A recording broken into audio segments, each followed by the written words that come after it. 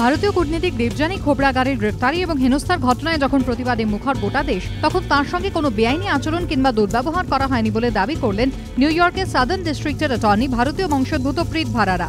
দেবযানীকে রাস্তায় হাতকড়া পরিয়ে গ্রেফতার করার পর ম্যানহাটন আদালতে পেশ করা হয়েছিল। তার বিরুদ্ধে চার্জ গঠন করেছিলেন এই প্রীত ভারারাই। দেবযানীর সঙ্গে মার্কিন প্রশাসনের পদক্ষেপের পক্ষে সওয়াল করে কার্যত নজিরবিহীনভাবে এক বিবৃতি জারি করেছেন ভারতীয় বংশোদ্ভূত মার্কিন অ্যাটর্নি প্রীত ভারারা। বিবৃতিতে ভারারা দাবি করেছেন, কূটনীতিবিদ এবং কনসুলার অফিসারদের পরিচারক পরিচারিকাদের শোষণ রুখতে আমেরিকায় যে আইন রয়েছে পরিষ্কারভাবে তা লঙ্ঘন করছেন দেবযানী খোবরাগাড়ে। একজন মার্কিন আইনজীবী হিসেবে আমি কি আইন উপেক্ষা করে নির্যাতিতার মানবাধিকারের দিকে নজর না দিয়ে অন্যদিকে চোখ ফিরিয়ে রাখতে পারি, নাকি একজন কূটনীতিবিদ, কনসুলার অফিসার কিংবা তাদের সরকারের উচিত আইন মেনে চলা? ভারতে নিযুক্ত মার্কিন কূটনীতিকদের দেওয়া সুযোগ সুবিধা পুনর্বিবেচনা করার ইঙ্গিত দিয়ে ইতিমধ্যে দেবযানী কাণ্ডে ওয়াশিংটনকে কড়া বার্তা দিয়েছে নয়াদিল্লি।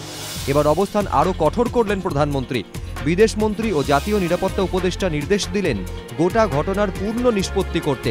ইঙ্গিতে কার্যত বুঝিয়ে দিলেন শুধু দেবযানীকে মুক্ত করাই নয়, সেই সঙ্গে তার বিরুদ্ধে তোলা যাবতীয় অভিযোগ প্রত্যাহারও করতে হবে।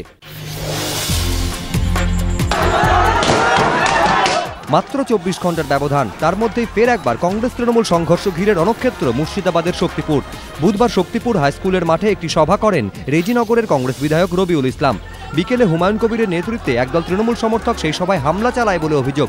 আহত রবিউলকে ভর্তি করতে হয় হাসপাতালে। অশোক কুমার গঙ্গোপাধ্যায়ের অপসারণ প্রসঙ্গে এবার আইনি পদক্ষেপের পথে কেন্দ্র। সূত্রের খবর, কেন্দ্রীয় স্বরাষ্ট্রমন্ত্রক এবং আইন মন্ত্রক একমত যে প্রাথমিকভাবে সুপ্রিম কোর্টের অবসরপ্রাপ্ত বিচারপতি ও রাজ্য মানবাধিকার কমিশনের চেয়ারম্যান অশোক কুমার গঙ্গোপাধ্যায়ের বিরুদ্ধে আইনি পদক্ষেপ করা যেতে পারে। সংবাদ সংস্থা পিটিআই এর দাবি, আইনি বিষয় নিয়ে অ্যাটর্নি জেনারেলের সঙ্গে আলোচনা করেছে স্বরাষ্ট্রমন্ত্রক।